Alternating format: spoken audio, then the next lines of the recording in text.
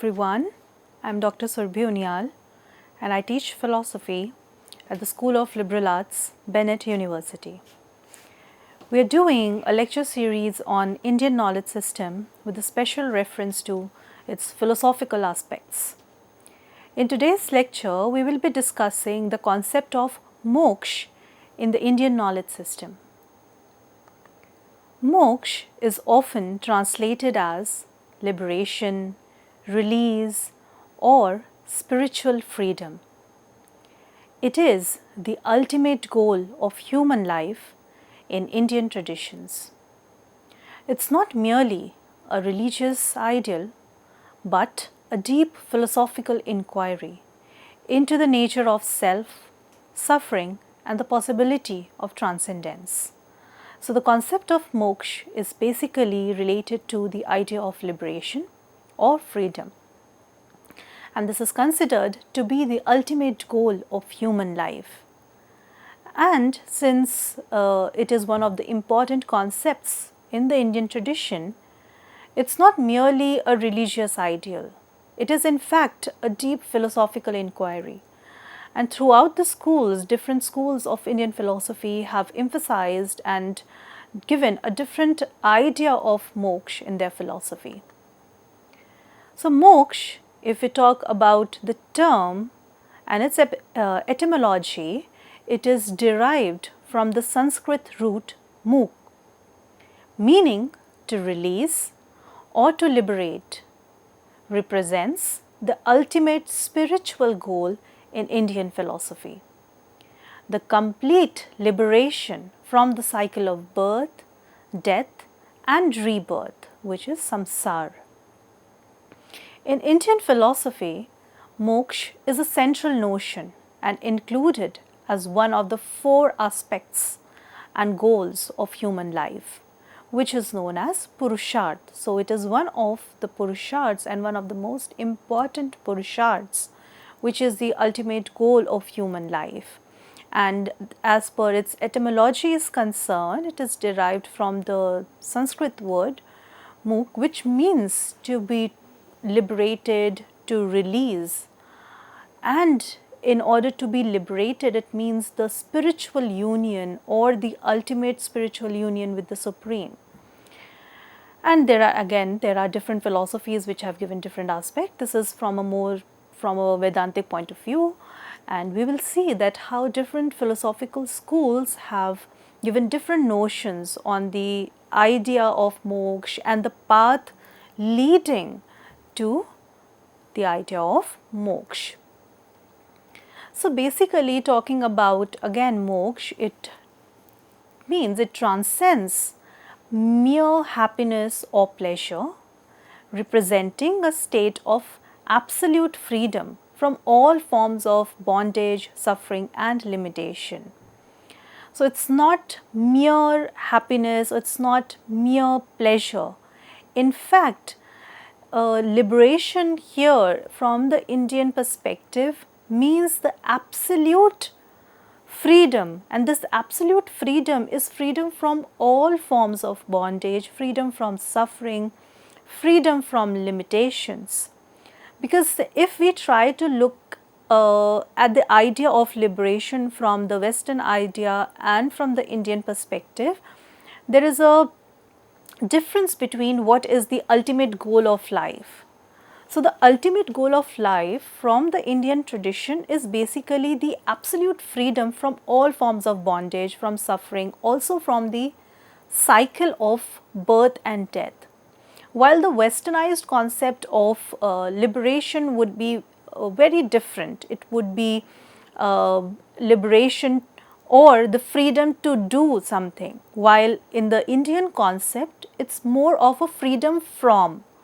So, this freedom from is the freedom from these bondages, these sufferings and limitations that human beings are surrounded with.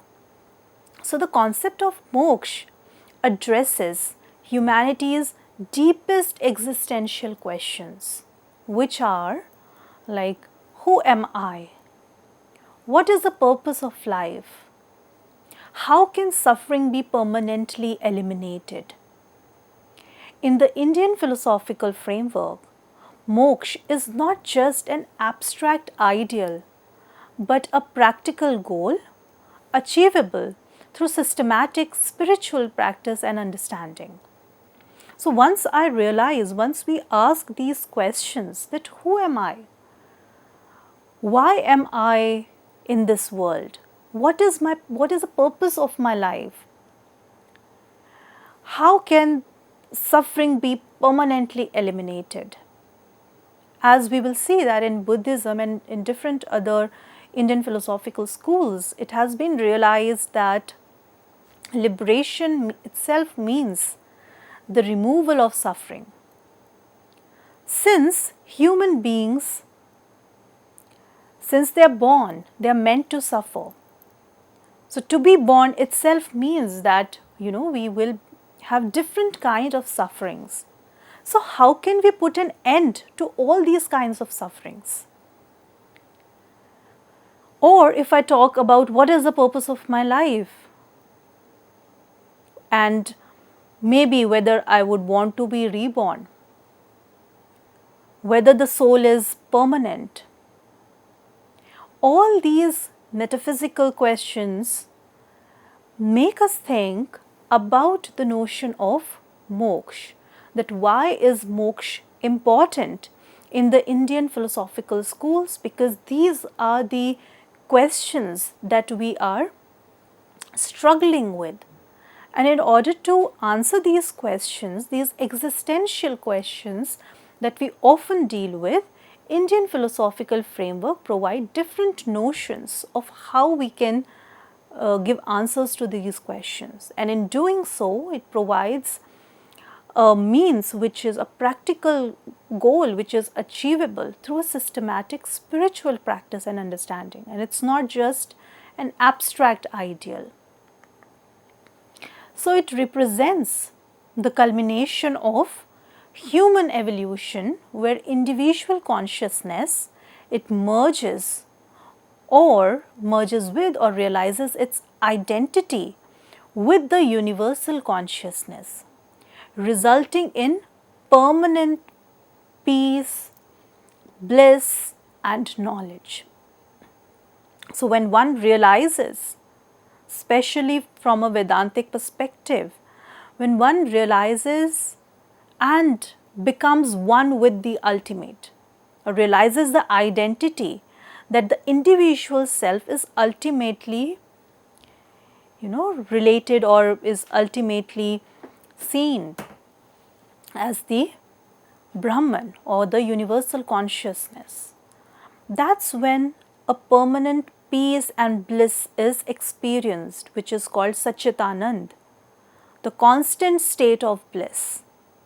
And this constant state of bliss is called moksha, where one sees the union with the Supreme Consciousness. Talking about the historical development of this notion of moksha, so we can say that the concept of moksha it evolved gradually through Indian philosophical literature, beginning with early Vedic texts that spoke of immortality and union with the cosmic. So we can say that the historical roots of the concept of moksha can be traced back to the Vedas, where in the Vedic texts which spoke of immortality and the union with the cosmic, that's where the concept of moksha can be traced. Later on in the Upanishad, then this concept is refined in understanding by introducing the concept of Atman, which is the individual self, and Brahman, which is the universal reality, establishing the foundational framework for liberation as self-realization. So it's in the Upanishad then later on that this concept was refined, and the understanding of how to relate and realize the Atman, the individual self, with the Supreme, that is the Brahman, and in doing so, how this can be achieved through self-realization. So, the liberation here in the Upanishad then emphasized this self-realization of the union of the individual self with the Brahman. If we talk about Bhagavad Gita, Bhagavad Gita further developed moksha by representing multiple paths of liberation, while emphasizing on the detached actions, which is the nishkam karma, as a path to liberation. So, we can see in Bhagavad Gita where the dialogue takes place between Lord Krishna and Arjun, therein different paths of liberation has been mentioned. It could be related to bhakti, jnana and karma, while Bhagavad Gita specifically emphasized on the notion of nishkam karma as a path to liberation, where Lord Krishna tells Arjun who is in a state of dilemma, whether he should fight on the battlefield or whether he should just go back without fighting, because when he sees that he is fighting against his own relatives, friends and his teachers, he is in a dilemmatic state of how can he kill his own people, and therefore he decides that he should not fight. But Lord Krishna is trying to convince Arjun that he should fight on the battlefield, because that is his duty, that is his dharma.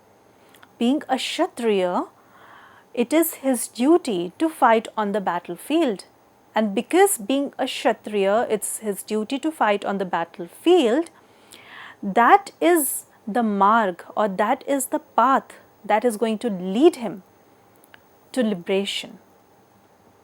And rather than focusing on the outcome of his action of fighting on the battlefield, he should only focus on doing his duty or the karma without really being concerned about the outcomes, since outcomes are not in our control.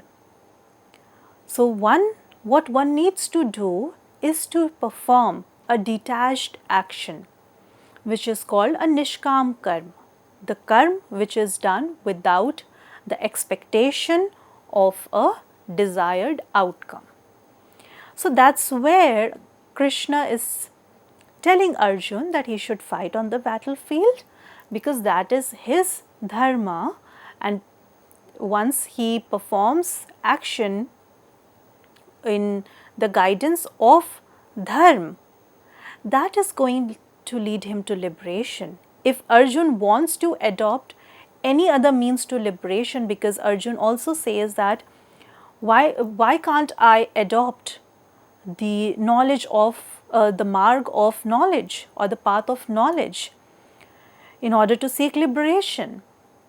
That's where Lord Krishna tells Arjun that being a Kshatriya, the path that he should follow in order to be liberated is the karma marg, that he should perform his righteous duty and fight in the battlefield, and that is ultimately going to lead him to liberation.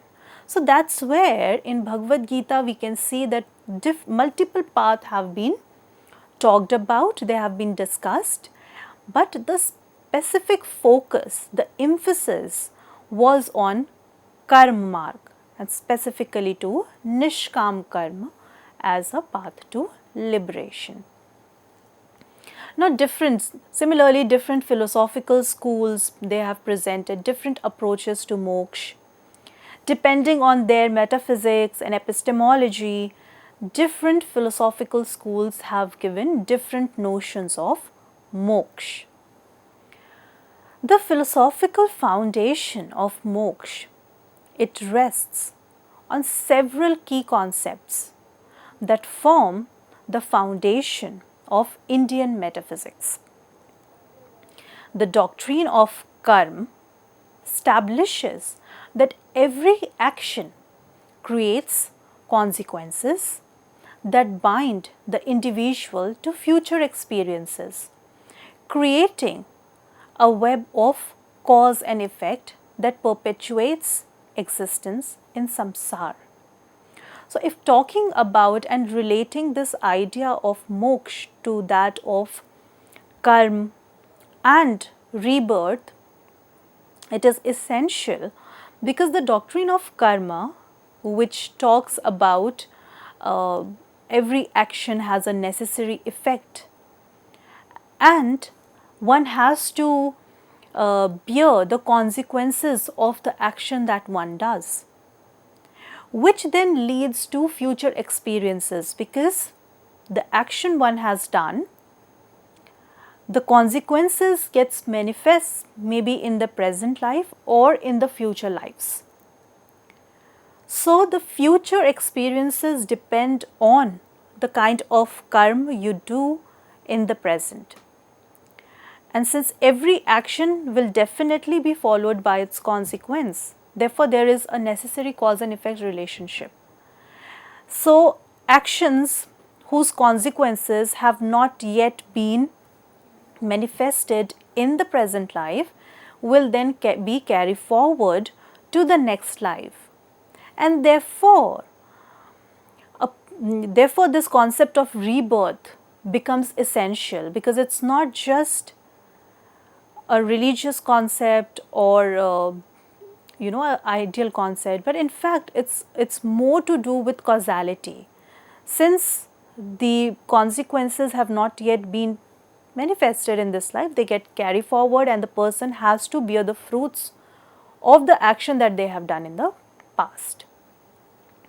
So, samsara itself is understood not merely as reincarnation, but as the entire cycle of conditioned existence, which is categorized by dukkha, suffering, impermanence, and in some schools, anatman, which is the non-self, because this being born again is basically dependent on these conditional existence, or it's basically related to the conditional existence. And therefore, it becomes necessary to discuss samsara or karma when we are talking about the concept of moksha.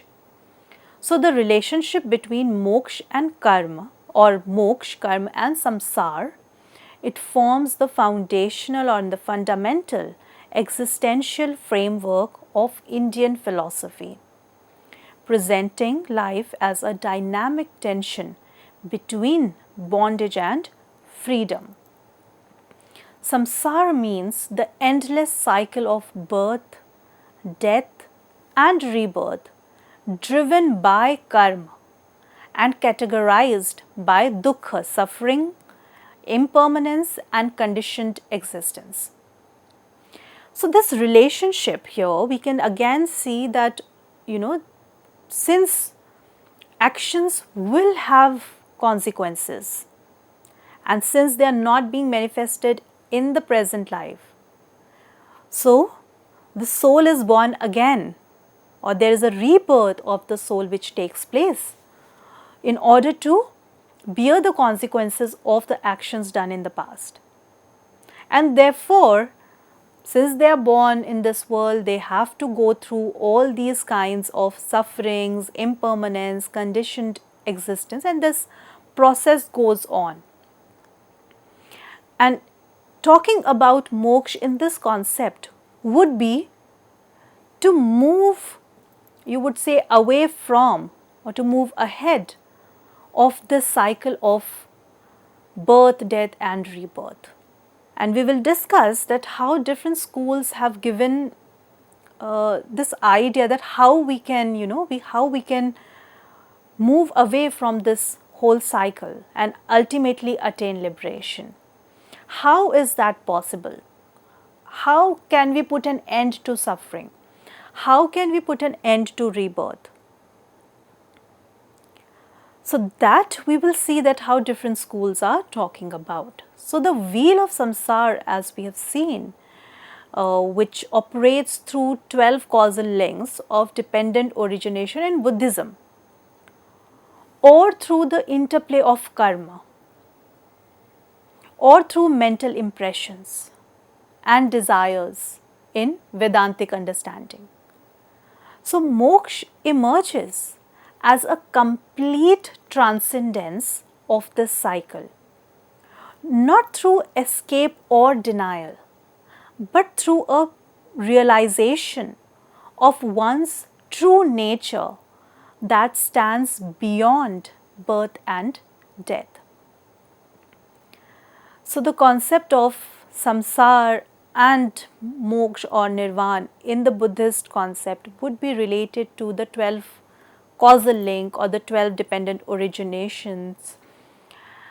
It could then be in other school, it could be related to the interplay of karma, where I mentioned about how in Bhagavad Gita they have emphasized on karma, and then how, how desires and ignorance in Vedantic understanding, how these things are imprinted, and how then we want to move ahead beyond these concepts and reach the state of moksha as a complete transcendence of the cycle. And it's not through denial or it's not through an escape, but this transcendence happens through a self-realization, and this self-realization is one's true nature. So how do we realize that true nature? What is the truth? And we'll see again that how this idea of what is the truth and how do we realize the true nature will then ultimately lead us to liberation. Before going into the concept of moksha in different traditions, let us first understand that how moksha is understood as one of the goal of human life. So in the Purusharth, which is what is the earth of Purush, that means what is the meaning of life or what is the goal of human life. So the concept of Purusharth, it provides the comprehensive framework within which moksha finds its proper context in the Indian thought. So the four Purusharths are dharma, arth, kam and moksha. And we'll see that how these four are related to each other and how then we can think about the goal of human life, wherein dharma signifies righteousness and duty or the righteous duty. So it establishes the ethical foundation which is necessary for the spiritual progress.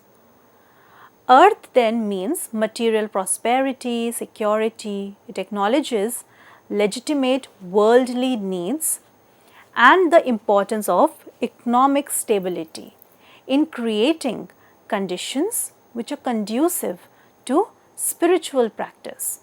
So, here we have seen that dharma is righteous duty, earth means a legitimate worldly need that one needs to have in order for them to sustain in the world. Then kam basically represents the pleasure or the emotional fulfillment. It recognizes the natural human needs for joy, beauty, love and sensory satisfaction as a part of a balanced life.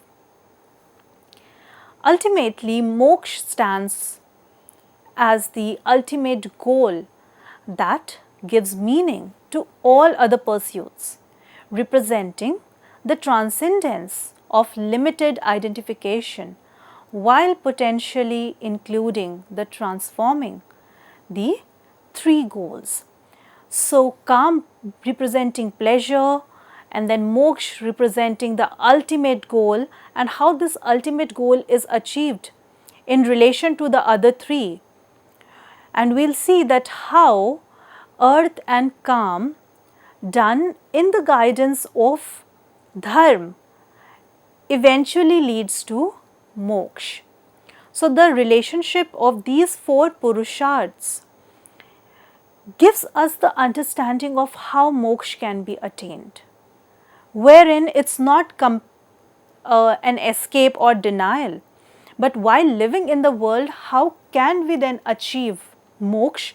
By following calm and earth from the righteous manner or through the guidance of dharma.